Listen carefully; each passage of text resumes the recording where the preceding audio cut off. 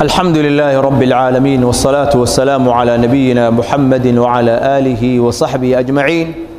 يقول الله جل وعلا: ولا تقربوا الزنا إنه كان فاحشة وساء سبيلا.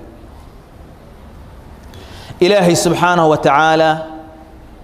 وحيالها ونجا حرمي وحاكم ذا الزنا. الزنا ذا أياكم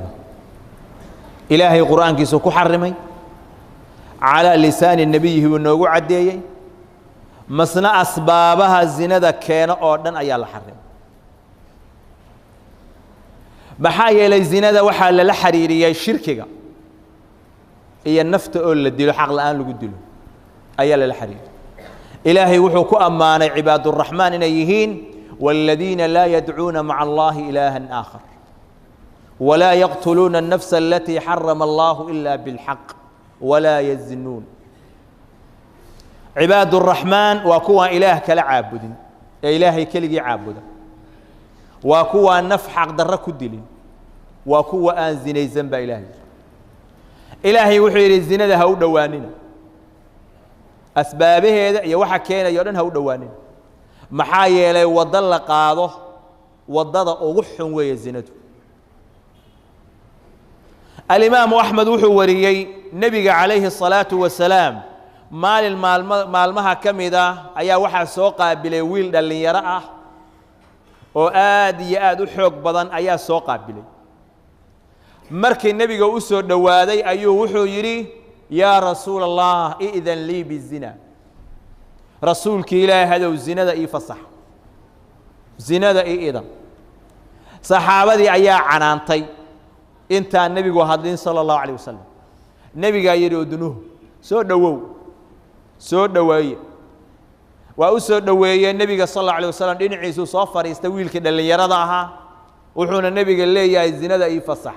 مركز النبي قال أفتحبه لأمك هو يدا الزنا ذا ما الله تعشى مركز لا والله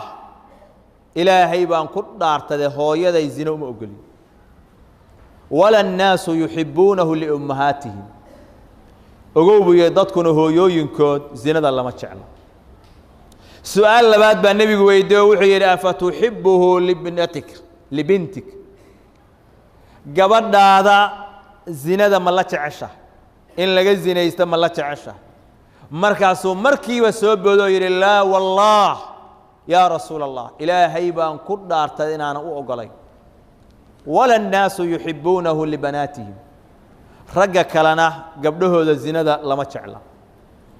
أفتحبه لأختك ولا شاء الزنا ما لا تعشى ما قال لا والله يا رسول الله ولا الناس يحبونه لأخواتهم رجك لمتك هنا قبلها ولا له هذا زنا أقلا. أفتحبه لعمتك إذا ما لا تعشى لا والله يا رسول الله ولا الناس يحبونه لعماتهم ذاتك كلا رجك لنا إيدوينكود لما تشعل. أفتحبه لخالتك لا والله يا رسول الله ولا الناس يحبونه لخالاتهم رجك لنا هبريره لما تشعل هذا هبريته وقلا أنت أقاربتها مركي أسوم مريي أيا النبي وحو تصي زينة وكورديا ذاتك أو روا إنه لص مايو إن يهين ده هبريرهود إدوينكود ولا لهود قبلهودي هو ينكود.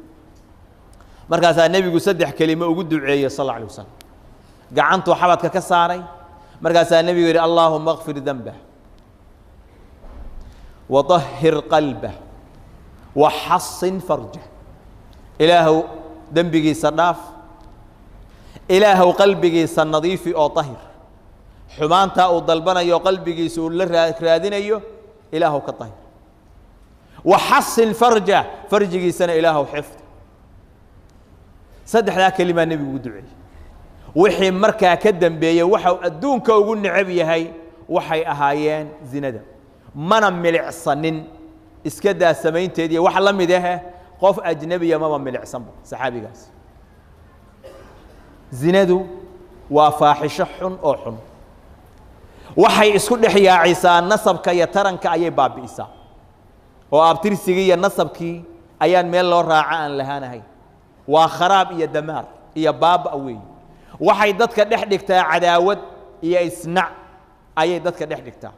walidaalika ninka zaaniga ah wuxuu ka mid yahay saddexda dhiigooda la baneeyay in la dilo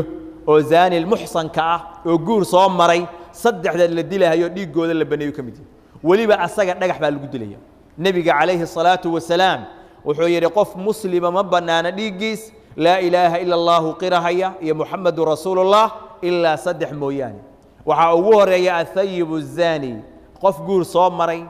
xalaal ah oo ka bacdi zinaystay waxa weeyaan dhiigiisu waa banaaya xumaanta iyo qubxiga zinadu ay leedahay ayaana loo dilay nabigeena calayhi salaatu wasalaam wuxuu yiri habeen waxa ii yimid malaku jibriil iyo mikaa'il markaas ay kaxeeyeen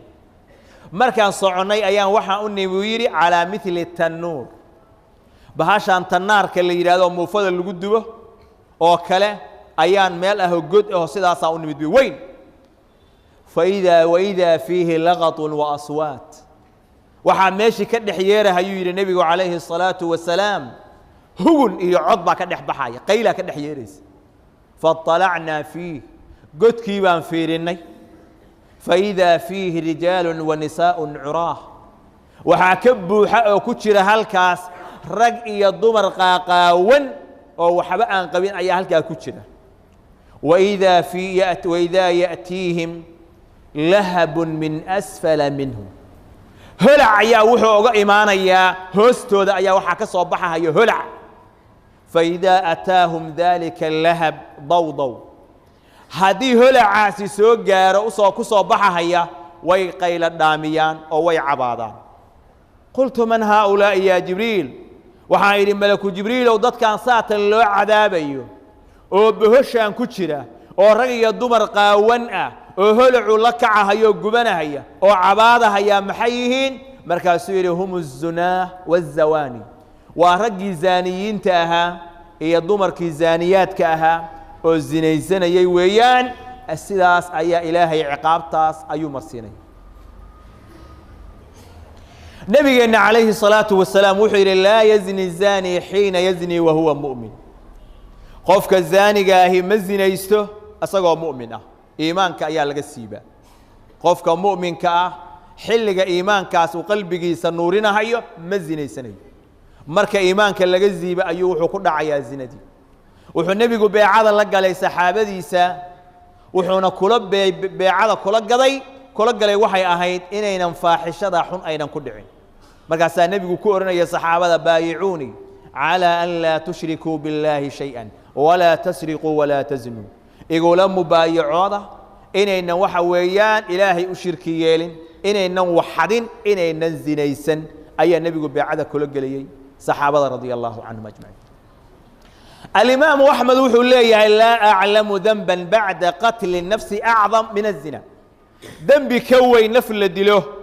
oo zinada ka weyn ma garanayo naf la dila marka laga soo tago dambi ka weyn zinada ma garanayo walidaalika uu yiri al-imam ibn mundir wuxuu yiri sahha anna mudmin al-khamr idha mata laqiya allaha ka'abid wathan waxa ansahay qofka waxa weeyaan khamrada daa'ima oo khamriya cabka ah ilaahay inuu la kulmayo asagoo ku sugan xaaladda caabidul wathan qofka sanamka caabudaya xaaladiisa oo kale inuu ilaahay kula kulmayo markaasuu yiri wala shakka anna az-zina ashad wa a'zam min shurb al-khamr waxaan shaki ku jirin zinadu inay ka xun tahay kana weyn tahay dambi ahaan khamra lacabo maxaa yeelay khamrada lacaba qofkaan ay ku kooban tahay laakiin zinadu waxay fasaadinaysaa acraadii muslimiinta iyo nasalkii iyo tarankii iyo bulshadii bay ku dhex faafaysaa cuduradii bay faafinaysaa nasligii baa lumahaya kharaab caalamka oo dhan oo takhriiba weeyaan zinadu إلهي زينة مركو حرمي سبحانه وتعالى مسنا وحا الله حرمي أسباب تكينيسا أو كيني كرتا إن الزنا اللي قدعو وحا الله حرمي أو كم إذا إطلاق البصر أرقاقا إلا فرتد أو وحا الله لي وحي محرمات كأجانب تأفيريس إلهي وحي قل للمؤمنين يغضوا من أبصارهم رقا مؤمنين تا وحا كتر هذا نبي الله محمد وحا ويان أرقو ذا هاللابين أرقو ذا وحا كم إذا هاللابين waxa kamidka ahina waa waxa xun oo dambiga ah ka laabay ajnabiyaadkii illa fiiriyo walidid dadkii ajaanibta ahaa iyo in la firiyo waalidkiis qofkaas ajnabiga oo dumarka oo indhaha laga laabaya ha ahaado qof markaa hortaada taagan ha ahaada mid aad facebooka kala socotid oo ka fiirinaysid ha ahaada qanawaadka iyo telefisyoonada kuwa ka soo baxaya ha ahaada waxa weeyaan kuwa hotel jooga meel kastoo ay joogaan waxa weeyaan araggaaga ilaahay wuxuu ku amraya ayuha almu'min indhahaaga inaad laabtid ilaahay baa ku amraya waa amar ilaahay qul lilmu'miniina yaguduu min absaarihim haweenkiina waxaa ilaahay uu yidhi waqul lilmu'minaati yagdudna min absaarihin haweenkuna indhahooda ha laabeen saasaa loo kala xaday walidaalika nebiga calayhi الصalaaةu wasalaam cali bni abi aalib wuxuu ku yidhi yaa caliy laa tutbicu nadrata nadra eegmada caliyow eegma kala ha raacin fiirada fiiro kala ha raacin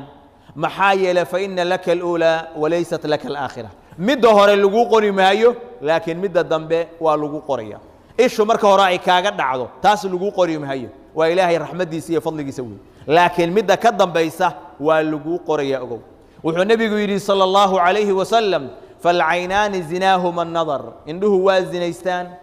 zinadooduna waa eegmada iyo fiirada weey aakhirana waa lagu weydiinayaa ina الsamca wاlbasara wاlfu'aada kullu ulaa'ika kaana canhu mas-uula maqalkaaga iyo araggaaga iyo qalbigaaga kulli ilaahay agtiisa subxaanahu wa tacaala waa lagu su'aalayaa oo waa lagu weydiinayaa waa inaan indhaheenna ka ilaalinnaa waxyaalaha caado iska noqday waxaad arkaysaa nin weyn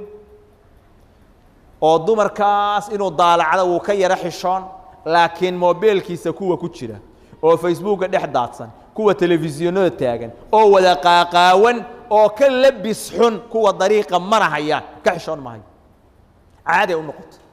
say ishiisu ugu dhacaysay oo qalbigiisa maanta oo dhan sun ugu soo gudbinaysay ayaa qalbigiisii madoobaaday markaasuu waxa weeyaan waxa halkaas daadsan oo haween qaawan oo jirkeeda muujinaysa mid heesaysa mid cayaaraysa mid isqaawinaysa mid afcaal kala samaynaysa wax alla wuxuu ka arkaya moobeelkiisa dhexdiisa ka daawanayo ama telefisyoonka gurigiisa yaalla uu ka fiirsanahayo wax allaaliya wax dhiba uma arko qalbigiisii baa madoobaaday ilaa qalbigii uu gaaray laa yacrifu macruufan walaa yunkiru munkaran nebigaa yidhi calayhi الصalaaةu wasalaam qalbiga fitno ayaa ku dhacaysa ilaa fitnadaasi waxa weeyaan marka dambe qaluubta qaarkeed ay gaarsiiso inuu qalbigii munkarkii uusan munkar u arag macruufkiina uusan macruuf u aqoon midna uusan aqoon oo wax walba iskaga darmaan waa inaad ilaahay subxaanahu wa tacaala uga baqdaa weliba waxaad ogaataa kuwa ku jira moobeelada inay ka khatar badan yihiin oo ka sii khatarsan yihiin kuwa daahirka ah oo dariiqa iyo suuqyada aad ku arkaysa maxaa yeelay kuwan ayaa ka xun xagga labiska oo ka liita ayagaa ka liita waayo waxa ayaga halka caalamka isu soo dhigahaya oo halkaad aad ka arkaysid inaad suuqa ayagoo kale ku aragtaa way yartaa kadaalika waxa weeyaan waxa shahwada kicinahaya oo qofka mar walba ku kicinahaya waxa weeyaan waxaan moobeelkiisa mar walba ugu jira oo saacad kasta iyo waqti kasta uu heli karo dad ayaa ayagoo daawanaya oo waxaas waxa weeyaan ayagoo samaynaya weliba faaxishadii oo aad iyo aad u fiirsanahaya oo dhagaha samaacaddu ugu jirto oo waxaa daawanaya ayaa qaraxyadii qaarkood la kulmay markaasaa waxaa la soo qaada isagoo googa'ay oo meyda iyo moobeelkiisii oo wixii ay saaran yihiin oo heestii ka daaran tahay ayaa la soo qaaday qaar ka mid a iyagoo masaajid ka soo baxay baa qaraxi la kulmay kala nasiib badan qaar ayaa iyagoo hoteelada magaalada ku yaalla qaarkood ka tumanahaya oo khamradii cabahaya oo haween sidaasa waxa weeyaan la tumanahaya ayaa wadnuhu istaagay oo halkaa ku baktiyey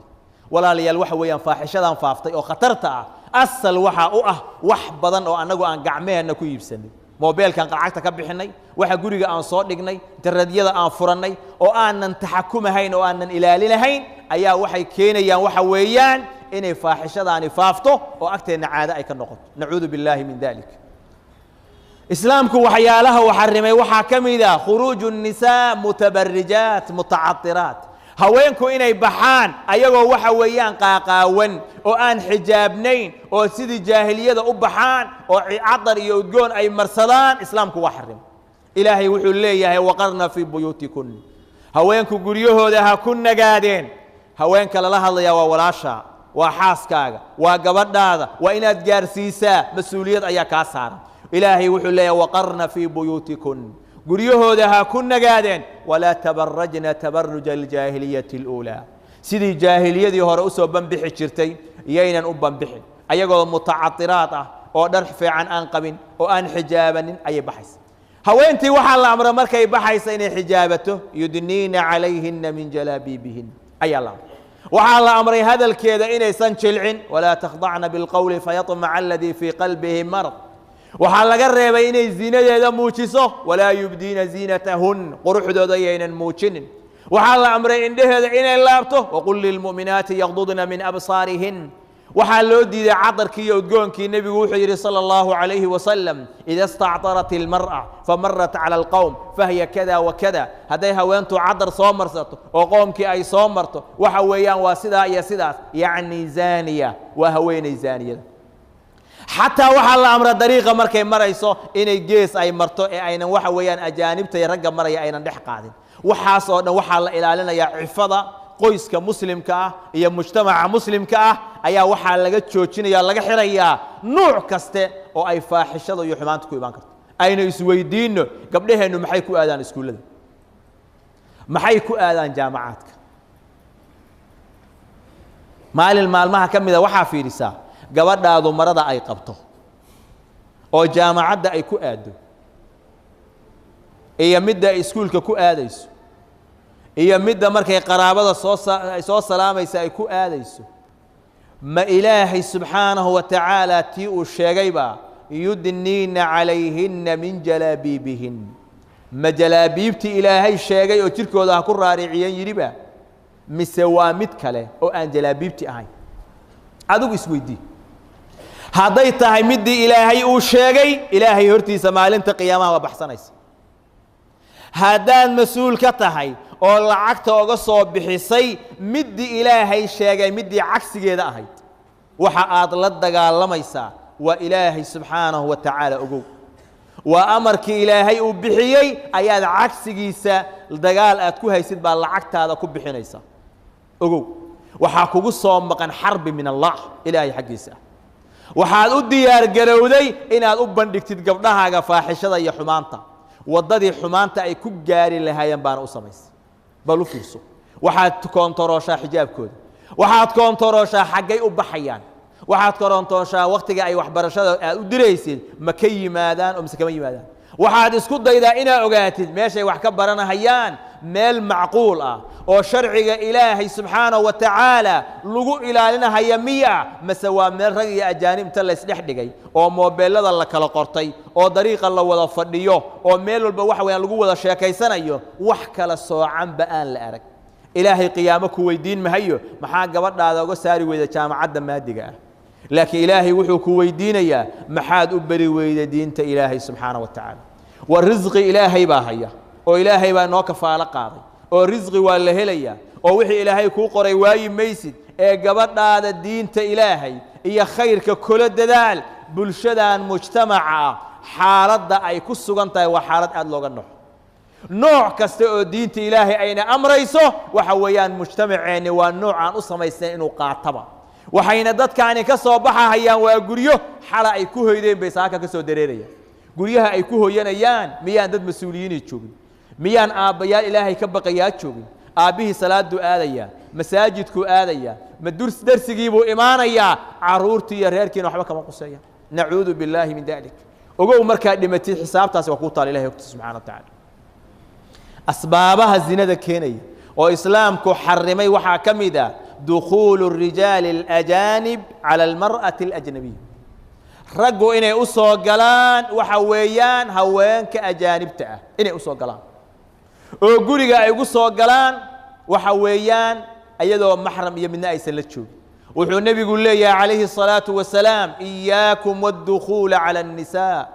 waxaan idin digayaa idinkayo idinkala digayaa gelitaan dumarka aad u gashaan ayaan idinkaga digaya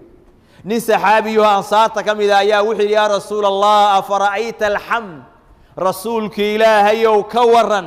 dumaashiga waa zawjka ninka qaraabada la'a weeye ina adeerkiis weeye walaalkiis weeye dhinacaasuu ka soo jeedaa hadduu ninkaas uu guriga gelahayo oo guriga dumaashidiisa uu tegahayo oo gurigii walaalkiisa uu yahay gurigiina adeerkiisa uu yahay bal ka waran markaasaa nebigu yidhi alxamu lmowt waa geeri waa dhimasho ninka qaraabada kola ah oo adiga qaraabadaada ah oo gurigaaga tagahaya oo mar walba ku laalaabanaya haweentii aynan ka xijaabanahayn isdabeecad baranahayaan saacadu doona uu tagahayo nabigu wuxuu ku magacaaba dhimasho calayhi salaatu wasalaam maxaa yeelay ninkan laga shakin mahayo waa wiila abti u toobaadiye ka keentay ama meel kale ka keento waxbarasho u keentay midaad adeer u tahay mid kala dhashay mid ina adeerka ah waxbarasho iyo nacfi baad la raadinaysaa iyo horumar inay gaaraan guriga ayay joogaan gabdhahaagii bay isdabeecad barteen xaaskaagii bay isdabeecad barteen nabigu wuxuu ku tilmaamay geeri inay tahay waaqicadaasna waxa weeyaan dhacdooyinka dhacaya oo culimada inta loo yimaado la weydiinayo aad bay u fara badan tahay nin oranaya waxaan arkay wiilkii aan keenay oo inta aan barbaarinayo waalidka aan u ahaa ayaan xaaskaygii ku qabtay gabadhaydii ayuu mataqaana ur u yeelay saas iyo sidaas ayaa dhacday nabi maxamed baa wuxuu ku tilmaamay alhamul maut inuu geeri iyo dhimasho u yahay ma soo gali karo guriga hadduu soo gelayo waa in qof maxram ah oo haweenta maxramkeeda horagii uu jooga